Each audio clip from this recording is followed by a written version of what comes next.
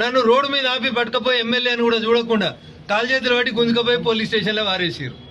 ఆ రోజు పోలీసు వాళ్ళు మంచోళ్ళు ఎట్లా ఇరి ఇవాళ నేను ఠానాకు రమ్మంటే నాకు వెనకాల 10 మంది వకీలు కావాలని అడుగుతున్నాడు ఆయన.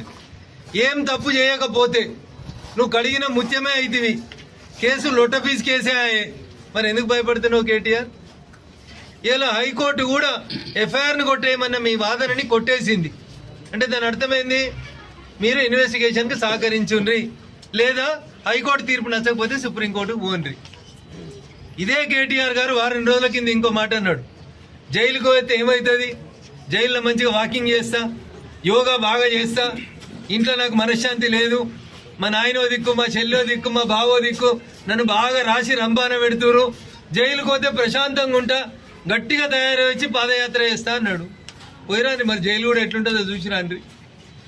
ఒక దిక్కేమో తప్పు చేయలేదంటాడు, ఒక దిక్కేమో అవినీతి జరగలేదంటాడు, ఇంకొక దిక్కు మోడీకి, ఈడీకి, బోడీకి దేనికి భయపడ్డా అంటాడు.